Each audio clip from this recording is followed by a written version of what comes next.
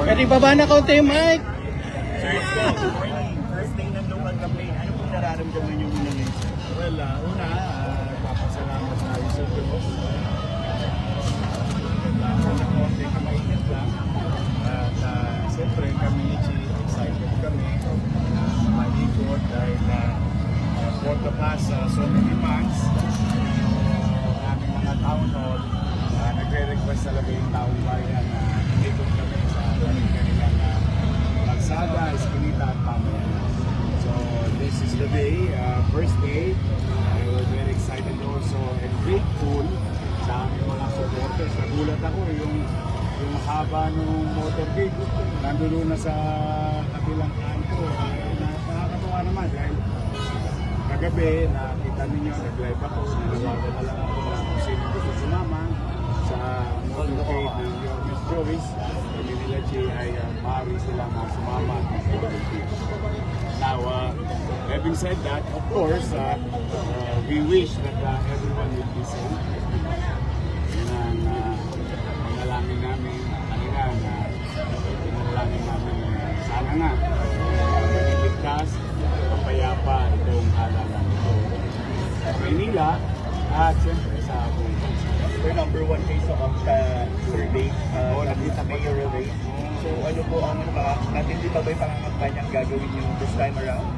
We will do what we have to do, Chichi and I, and the entire team ng Your Miss Joyce.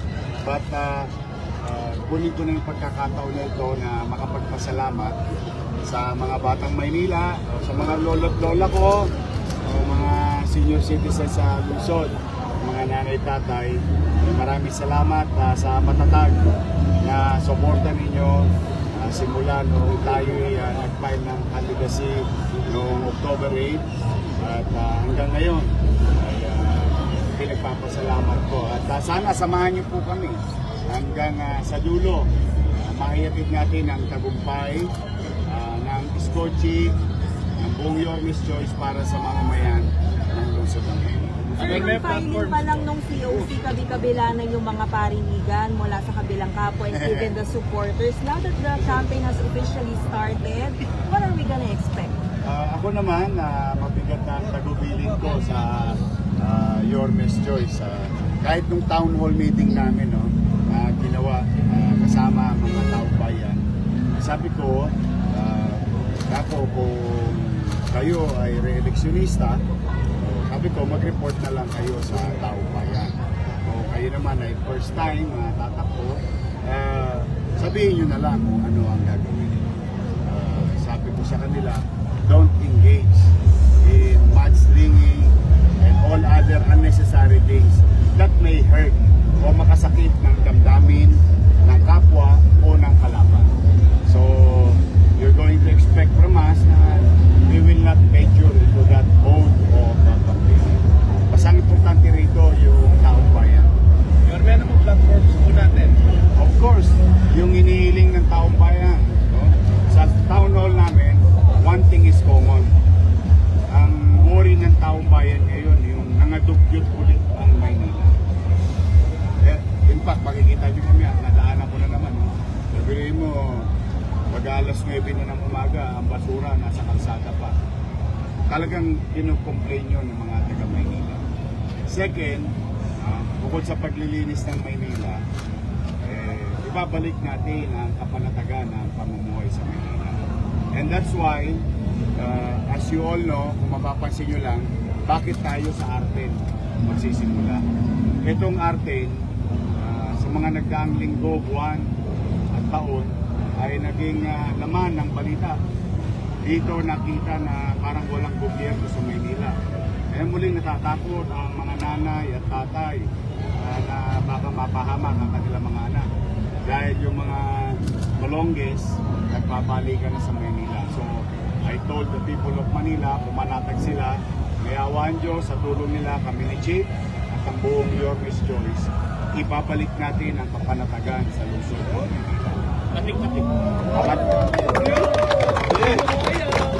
Pangatlo, kung ano yung mga nasimulan natin and ang pamahalang lungsod under our watch, Chichi and I, and your Miss Choice, magpapatuloy natin yung MBN, minimum basic needs. So kung ano yung nasimulan na natin, housing, education, healthcare, and jobs. Yung kabuhayan, yung livelihood ng ating mga batang Maynila. Mas batik lang. Sir, yung about dun sa yung criticism sa inyo yung about yung sa debt ng Manila, yung sa utang sir, Manila. Alam mo ng taong bayan yun eh. Oo.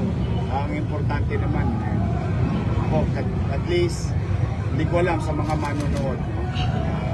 I will let the people judge. Isa lang ang sigurado, walang nagutom sa Maynila noong panahon ng pandemya. Nakatawid tayo. We will do what we have to do as leaders of our respective LGUs para iraos mo ang iyong nasasakupan. Tulad ng isang ama, isang ina sa tahanan, kapag nagigipit, ipagtataguyod nila ang kanilang pamilya, gagawin lahat ng isang magulang para mairaos ang kanyang pamilya. And that's what we did. And it was never hide. Hindi yan naitago, dahil at hala yan, at kasama ko naman silang gumawa niya. And I will let the people decide. Mayor, syempre po ng unang term, di ba? Sabi niyo marami kayong nasimulan, and then nagkaroon ng pause, and then this time you're coming back. Siguro for your supporters na lang, can they expect continuity na in the long term? Umasa po kayo. Isang dekada po to, may awa ang Diyos.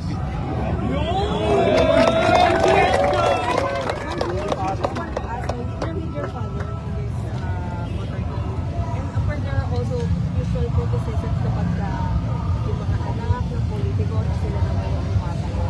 What could you offer me the city of Manila? Well, given that I am the director of Bayan ng Manila for 40 years, regardless kung may posisyon na wala, we've been consistently pursuing lifelong training para sa mga Manila. And ika nga, sinabi nga ni Yorme kanina, kasama ng minimum basic needs ay babalik namin dito sa Manila. Ako naman ang pumulong gabi sa livelihood. And I see myself, given that I am the youngest daughter of former Mayor Lito Atienza, I've been trained to continue the legacy that he has built here. Ano ang advice na specifically sa'yo? Well, ang sabi niya is, if the people love you and trust you, you have to take care of that because that is vital. So, yun ang magagawin natin para kung ako ay kasama niyo ano bilang isang tali, aalagaan ko ang trust at mamahalin ko na because I am here to leave a legacy of the world. What kind of dynamics or partnership can we expect from the business? First time na natin together. Well, yeah, as I mentioned earlier, given that si Yorme wants to focus on Philippines needs, ang expertise natin is livelihood and employment. And for 40 years, kahit wala pa ako, may resibo na ako. Tuloy-tuloy, nasusunod natin ang livelihood programs, livelihood training natin. Okay. Doon tayo sa Okay na. Thank you.